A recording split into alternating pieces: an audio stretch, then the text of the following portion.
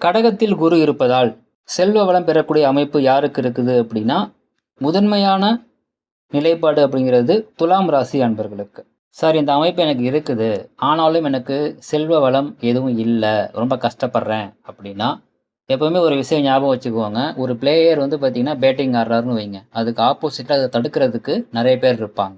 அவர் batting சரியா வந்து பண்ண முடியாதபடியோ, அல்லது அவர் பேட்டிங் பண்ணா கூட, நல்லா பேட்டிங் பண்ணா கூட, அந்த பால வந்து தடுத்து நிறுத்துறதுக்கு நெறைய பேர்கள் இருப்பாங்க. அதே மாரி இந்த யோகம் தரக்கூடிய அமைப்பு இருந்தாலும், ஜாதகத்துல இதை தடுக்கக்கூடிய அல்லது இதை முழுதா உங்களுக்கு குடுக்காம கொஞ்சமா கிள்ளி குடுக்குற மாரி செய்யக்கூடிய அமைப்புகள் இருந்துச்சு அப்படின்னா, இந்த யோகம் அப்படிங்கிறது உங்களுக்கு வேலை செய்யாமல் இருக்கும்.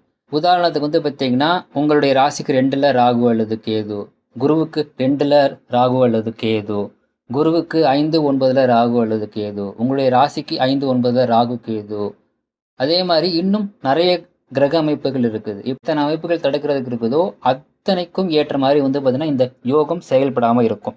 அப்போ என்னங்க பண்றது? என்ன அமைப்பு தடுக்குதுங்கிறத செக் பண்ணி, அதற்குரிய பரிகாரத்தை, கோவில் வழிபாட்டை நீங்கள் ஃபாலோ பண்ணும் பொழுது, இந்த யோகத்தை நீங்கள் முழுமையாக அனுபவிக்க முடியும்.